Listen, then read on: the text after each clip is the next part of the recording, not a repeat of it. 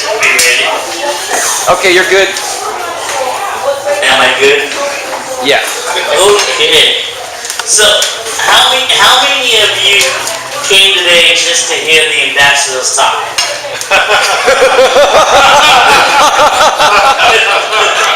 Wow. Now, make sure you all go by and see Elias to get paid your $100 after. Shit. No tengo dinero. So, how many are ready for the feature presentation? How many like attorneys? Yes. How many have ever used an attorney before? Oh, alright. Almost 100%, Madan. Not bad. So, how many of you like the rain? How many like the rain? Alright. So, Madan Ahluwalia is actually our guest speaker today. And he's going to talk about how to be a rainmaker. You guys are wondering where I was going, weren't you? Hey, Eric. So, Eric, you never sent him to the back because he went there before. we already had it talked about. What happened to the GNA tradition for our new members? We already talked about it ahead of time. Thanks for informing me. I can't let you in with all my secrets. I gotta keep some stuff secret. Okay. So, Madan Ahluwalia is an attorney that practices law in the following areas: immigration law, personal injury, business law, bankruptcy, family law, and there's about 1,000 other areas he does as well. I'm not going to take the time to name them all. This presentation is going to be so awesome. Lights, give my awesome sign, please. Caroline, you can hold the awesome sign while This presentation is going to be so awesome. So please, everybody, stand up and help me welcome to the front of the stage His Majesty Madan Ahluwalia.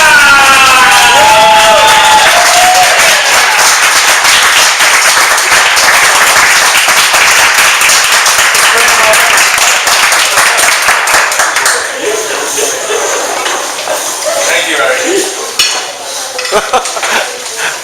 His Majesty. It's difficult to match, Len, Eric's, and Elias's tonality and enthusiasm, but I'll do my best. And I think part of it is just because I'm an attorney, so just relax. So Eric, Len, and Elias, they gave me a choice to pick a topic, and I had a choice to pick a legal topic, but I didn't want the audience to sleep through it, so I chose a little bit more interesting topic: how to be a rainmaker. So American Indian tradition exalts rainmakers, and rainmakers, they use magical powers to bring the rain and to nourish the crops. Without the rain, the crops, there will be no crops, and the people will weaken, die, or move away. So here we are as small business owners, as CEOs of our own company, and we are given the responsibility to bring rain. So I thought it would be a little bit more relevant topic. So today I'm going to talk about what is a business and what is the process of getting out there and getting before the customers and then bringing in the customers and how to handle the customers. So the talk is divided into two sections. One is why business networking and how it fits into the overall process of rainmaking. And the second part is that when we actually get the customers, I'll just discuss certain situations, just point out some questions which can be part of the discussion so that you can actually close the deal and put the money in the bank. So what is a business? Any thoughts on that? What is a business? What is a business? Yes. It's the entity that is formed to work, to service, to sell something for profit. Right, exactly. So a business is an entity that is in the business, is in the process of selling services or offering products and making money. If there are no customers, if there is no money, then it's not a business.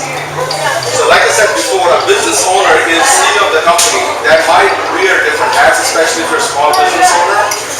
You might be the accountant, you might be the bookkeeper, you might be the marketer, you might be performing different functions. However, at the gist of it, as the CEO of the company, your main job is to make the phone ring. Get the customer to inquire about your product and service, and then sell the product or service and go put the money in the bank. If none of that happens, then you might as well just stay home and not come to any of these meetings and be done with it, right? So that is where the art and science of business networking kicks in. So I have kind of looked into it, what works, what doesn't work. So I picked 3 different areas which I think help you, a business owner, in mastering the art and science of business networking. The first one is be an expert. The second one is offer something of value before selling. And the third one is leverage. So the first one, be an expert. Do you know why attorneys, CPAs, engineers, they make the kind of money they make? And any thoughts on that? They're experts. Got it. So what makes them experts? That's right. Knowledge, study. Take time and money to get licensed, so they're specifically licensed to have clear methods to hold to. Exactly. So I read somewhere that it takes about 10,000 number of hours to become an expert. An average doctor is about the age of 28 or 29 and about $150,000 in student debt before they become a doctor and before they can start making a couple $100,000. So 10,000 number of hours is a key number in helping anybody become an expert. So given the fact there are about 2,080 work hours in a year, right? But doing the simple math, it takes about 5 years for somebody to become an expert. So this is a process that takes dedication, it takes discipline, and you have to be focused. So the first step in business networking is to become an expert, because if you are an expert in an area, you can add more value to somebody's life and you can be more successful. And once you become an expert, you have to get the word out, right? Because I can go to a medical school, I can go to a law school, I can be a doctor, I can be a lawyer. However, if nobody knows about me, then how am I going to have clients? How am I going to have a business? How am I going to make money, correct? So the way to get the word out is by writing a blog, by serving as an expert on panels, right? Maybe write a book. We have a lot of people in GNA who have written books. Like, Fred has written a book, Susan has written a book, and I believe Isis is in the process of writing a book. So get known as an expert, and once you do that, you can get the attention, respect, and a client like it, you can get.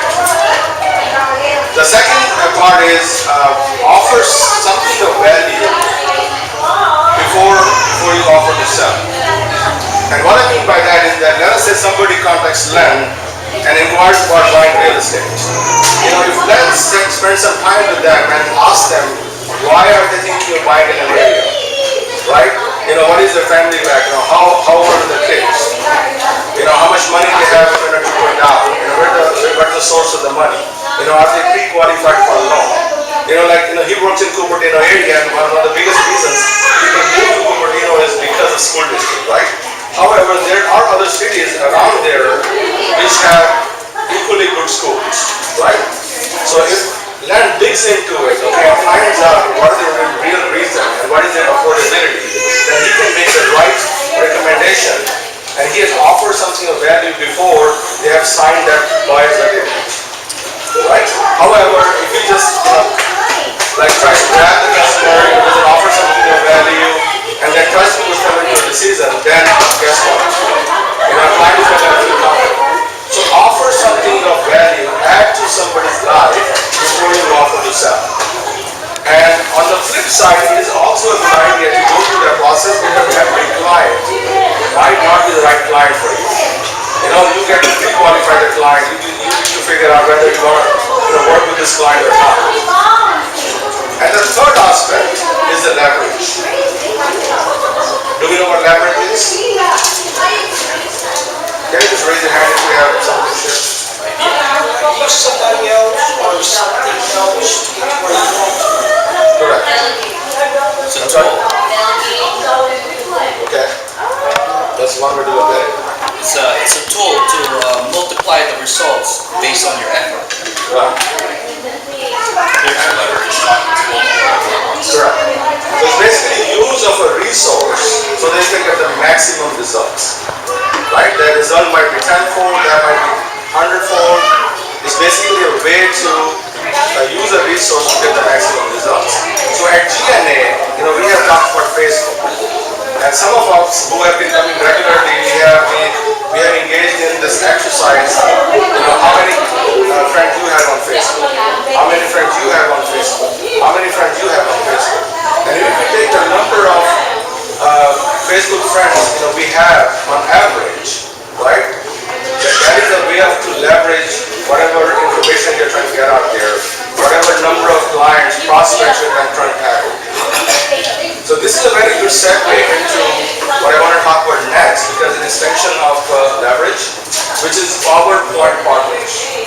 I haven't heard it talked about, okay, so I thought it's a good idea to talk about it. What is a power partner? But power partners are the business professional that complements your business, and you have an agreement that the opportunity arises, you will refer that business to that power partner. Right. That's my definition. Right. So power partner is the best source of lead generation. Right? So there are two aspects. One is a power partner is somebody whose clientele, whose network can use your services. So Sal here, he's in the standard card business, right? So he can have a power partner with somebody whose clients, whose network can use his services. So can you think of any example of your power partner? Event coordinators. Correct. Yeah. And then secondly, another part of the definition is that power partner is somebody,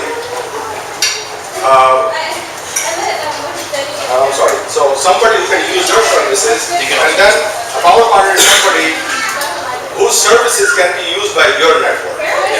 For example, I have clients, okay, and a lot of the clients, who are going through some litigation, sometimes, they need, financial planners. Sometimes, they need insurance agents, right? Because, people have those joint professionals, one professional they work with, but when things don't work out, they need another financial planner or insurance planner, to work with, right? So it goes both ways. Power partner is somebody whose network can use your services, and power partner for you is somebody whose services can be used by the network you have, correct? So examples of power partners are insurance agents, lawyers, CPAs, realtors, contractors, right? Bookkeepers, right? So all of you, can you just take a moment and think about 3 people whose networks can use their service, and then on the other hand, who would you like to be power partner with? I just like to think for them, I'd like to have 2 people just share what they have come up with, just introduce themselves, say this is my business, and these are the kind of people who I think will be my power partners. Any volunteers? I'm asking you to participate. Oh. Go ahead, Bill.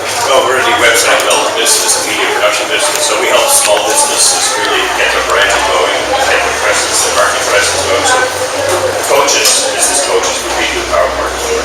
Right. Anybody else? Okay. Then, you want to give it a shot? Sure. Attorneys. All kinds of attorneys. pest control people, Thank and you. there are a lot of others. So all of you, just think about it, and what I'd like to come out of this exercise is that all of the people in GNA, if we think along those lines, and then we hooked up, we reached out to other people within our group, okay, and we created power partnerships with those people, then we can get maximum results. We can leverage the power of this group, right? So, I mean, a simple example is that, I make some postings on Facebook, and I reached out to 4 or 5 people in my group, people I noticed who are very active, and who actively post things and participate in comments and likes and all this stuff, and I requested them. I said, whenever I post something of value, either you think it is of value to you, or you might come up with an idea of another networker or another friend who can benefit from that information, go ahead and share the information. And this is where what they talked about, the asking for help from your fellow networkers plays a big role, because if you don't share, if you don't talk about it, then we don't know about it, right? So reach out, create power partnership, leverage the network, and get the best results. So this part of the talk was focused on sort of lead generation and how to open the doors for you, right? The second part of the talk is going to be like, when you have a potential customer, what are some of the things which you can do to get the results that you want, which is to get a paying client and put money in the bank. So the first part is very, very obvious. Okay, I mean, I kind of feel bad even bringing it up, but at the same time, if you don't talk about it, then we don't learn. And second aspect is that sometimes we take things for granted. We feel like we know, and sometimes we don't do something consistent. So the first thing is, ask for an appointment. In this day and age, when we're using the text messages, when we're using Facebook messaging, where we are using emails, sometimes we hide behind those tools, okay, and we try to just send out feelers, hoping somebody will notice us, and then somebody will call us and ask us to do business with them. Okay, it doesn't work like that. Okay, end of the day, people still like that personal touch. People still like that respect. And I think there's always a desire to be wanted. Okay? So if you have somebody who can be a good client for you and you feel like you can offer something of value to them, reach out.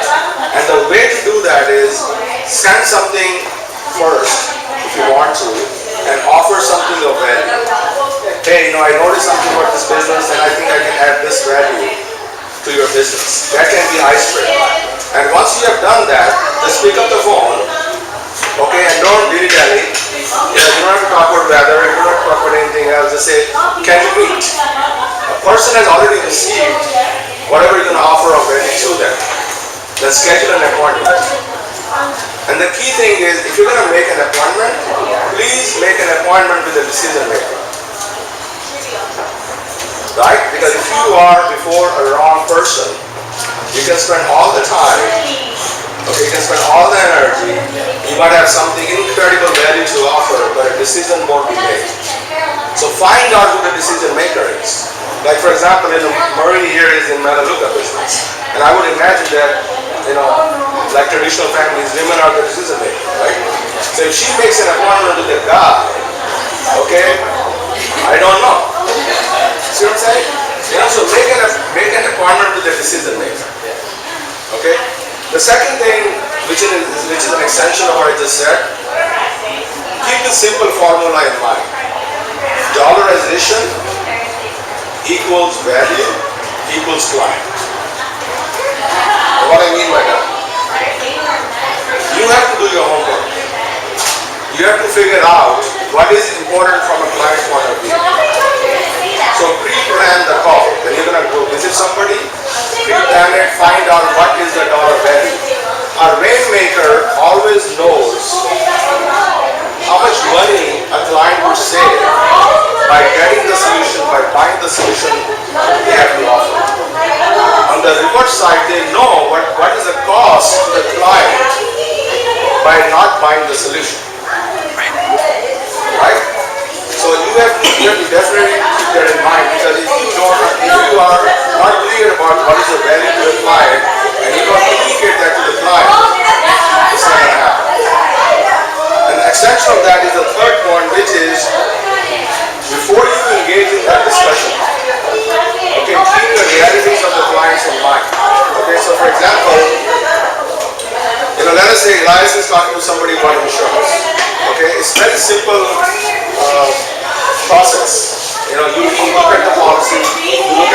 services they have, and then you figure out what your services, what your company can do for you, right? So after the analysis, a client might be able to save $250 a year. Now that's a no-brainer, right? But at the same time, if there are some restrictions for the client, okay, and client is not able to make a decision for some reason, and Elias is not sensitive to that, then it's not going to result in a sale. Right? So before you talk about the value, before we talk about the dollarization, okay, give the client that respect. And it's as easy as saying, listen, I understand that by switching your services to me, it could be a web services, could be a insurance services. I understand there might be certain things you might have to do before you make that decision. However, before we get to that point, can we agree that my analysis on the value and the savings is correct? Right? So basically what you're doing is you're getting the client to agree on the analysis by making it known to them, by having a discussion around it, and then you can move on to the next step, which is to approve that. And another point which I want to bring up is that a client has concerns. They have concerns about the time, they have concerns about the money. There might be some other marketing or budgetary considerations, right? So when you're doing all of that, okay, just make sure that you get an agreement to when to return to close the deal. Okay, if it's a process that can take 3 months, get an agreement so that you call back at that time. The client will be expecting the call, and then you can close the deal. And just remember one thing, this is something I learned from Eric Law Firm, the seminar we went to. If the client doesn't say no, okay, the client tells you that I need to make a decision later, do a proper follow-up. I don't know about you guys, but a lot of times for me personally, I don't do proper follow-ups. I go in my mind and I start presuming things, maybe they have other professional to work with, or they're not ready, or they didn't like my fees or something. So according to Eric Law Firm, say no, I'm going to keep following up until the client says no, or until they die. And if you send out cards, right? That's right. You're the man, then. Yeah. And another point which was brought up during GNA with ambassadors conversation is rainmakers, they sell differences. Okay? So let's say you go to a client, okay, and a client says, we're already working with the ABC company, we're already looking into, XYZ company, and all that good stuff. So what is the first reaction you have? I don't know about you, but my reaction is, oh my God. Right? Now I have competition, right? So the way to handle that is very simple. You acknowledge the company. If you have been in the business, you know who your competition is, right? They said, great, XYZ is a great company. And then move on to the next important step, which is, would you like to know what is the point of difference between them and us? By doing that, you're respecting the client. Right? You're giving the client a way out. Right? You don't even mention the competition. Right? Because when you bring up your point of difference, whatever you say and the attitude you have and the way you give the information, that is what is going to stick in the client's mind. It's going to respect you for your professionalism. So there's an example, I read somewhere where there was a school for boys only. Right? So the parents would come in, they would take a tour, they would ask the wonderful questions, and the school team would answer all the questions. And then invariably, the principal would ask, are you looking at other schools? You would bring it up instead of the parents telling him.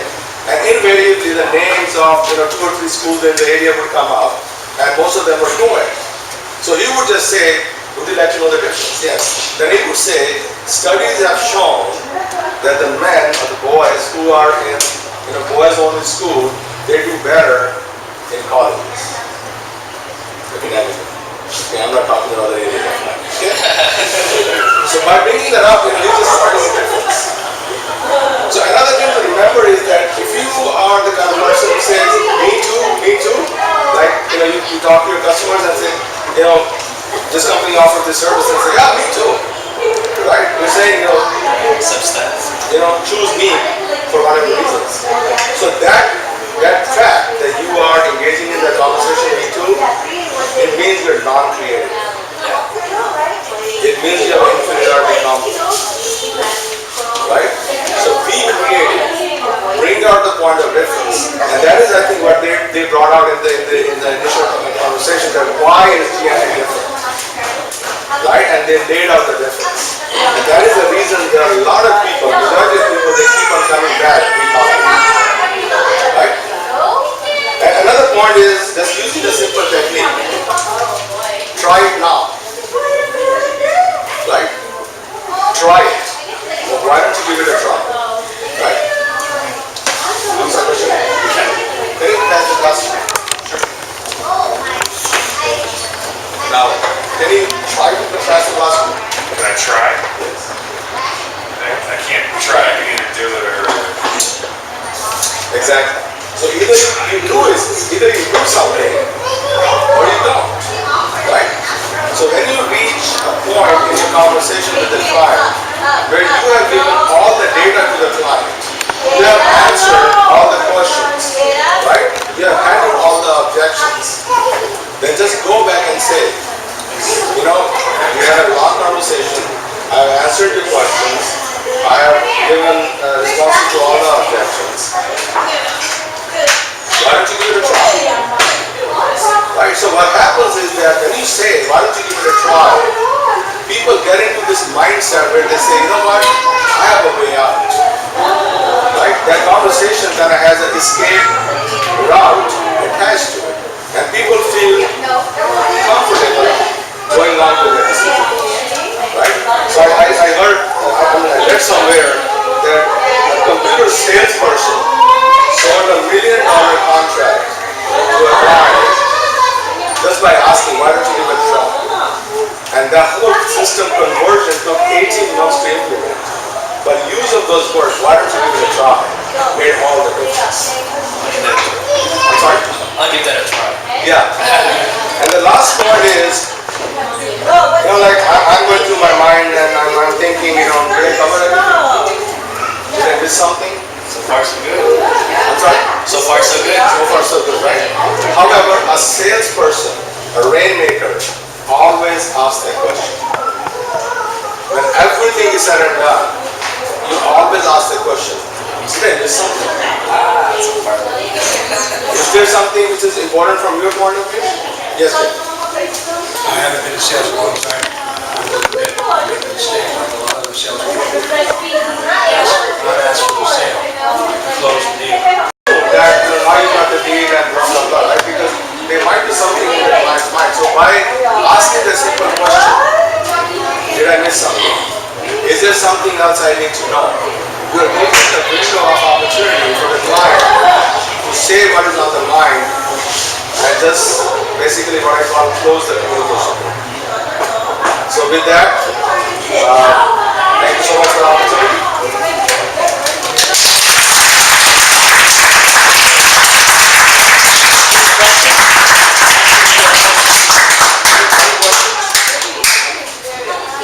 Any comments?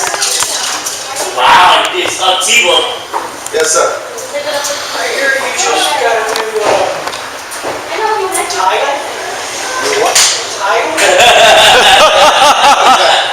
Title, something else you're going to be doing with your profession. Yeah, I don't know what you're talking about. He's being humble. What are you getting judged? That was a joke. Wait, really? No, are you serious?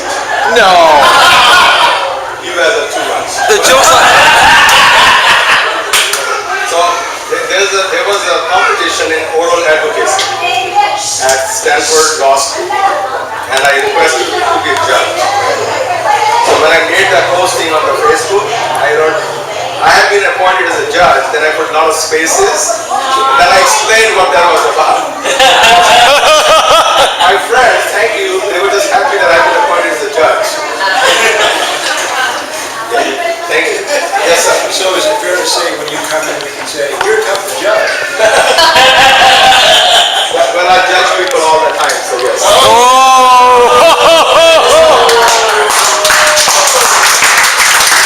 What a way to go out! Come on, you can give them another